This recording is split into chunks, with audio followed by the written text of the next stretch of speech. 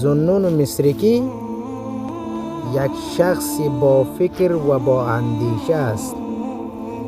همه که نگاه میکنه یک گشتم بسیار به سرعت زیاد به یک طرف حرکت است.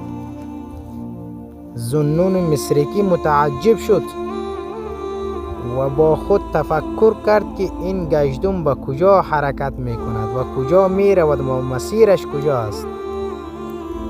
و در تعقیب این گشتم افتید ذوالنون مصرکی و بالاخره این گشتم حرکت داره بسیار به سرعت زیاد.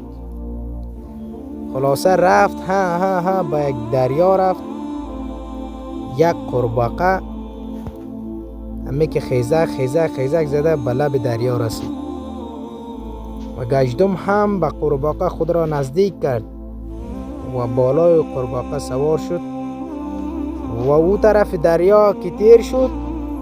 همه که بالاخره گشتم از سر قورباغه خود را پایین افتاد و سرعت زیاد دوباره حرکت نمود.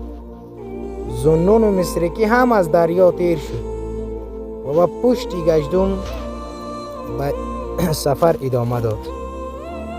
خلاصه همه که گشتم را تعقیب کرد به سر یک بنده شرابی، شراب را زیاد نوشیدن بیهوش شده از خود رفته.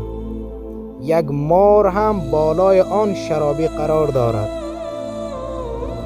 گشتم بالاخره خود را به مار رساند و مار بالای شرابی قرار دارد و گشتم با عجله بالای مار سوار شد و از فرق سر مار نیش زد. مار از بین رفت. ذوالنون مصرکی هم نگاه دارد و دید که این بنده شرابی از اینکه زیاد نوشیده بیهوش است، از خود افتیده. این مار از بین رفت و گشتم به یک طرف دیگر رفت و این ذوالنون مصرکی بالای بنده شرابی آمد و اون را بیدار کرد. گفته ای شخص بیدار شو که امروز ببین که خداوند تو را چقدر دوست دارد و پروردگار تو را چقدر دوست دارد که عنقریب بود که مار تو را نیش بزند و به توسط گشتم تو را از دهن مار نجات داد، از نیش مار تو را نجات داد، از مرگ تو را نجات داد. اگر با این حالت از دنیا می رفتی چی می شد عاقبت تو؟ بخیز. و شرابی بالاخره بیدار شد از خواب و این واقعه را شنید. متعجب کرد، حیرت زده شد و با خود توبه کرد. گفت خدایا از این به بعد بد کردم که شراب بنوشم.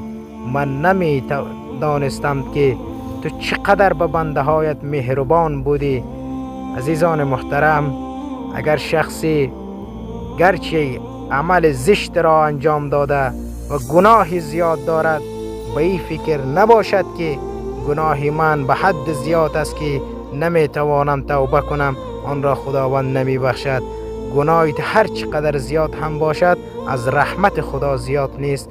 رحمت خداوند بالای گناه های تو غالب است. هیچ وقت لا تقنطوا من رحمت الله، از رحمت خدا ناامید نشوین. ببینین این شرابی که همیشه شراب میخورد با خود چنان توبه نمود که هیچ زمان نام شراب را به زبانش نگرفت و بنده واقعی خدا گردید. شما هم هر چقدر گناه دارید، هر چقدر عمل زشت انجام دادید، باز هم توبه کنید به سوی الله. یا ایها الذین آمنوا توبوا الی الله توبه نصوحا. گفته خداوند ای بنده های من، ای بنده هایی که ایمان آورده اید، توبه کنید به سوی پروردگار، توبه واقعی که تو توبه کنید که دوباره با او گناه بر نگردین. السلام علیکم و رحمت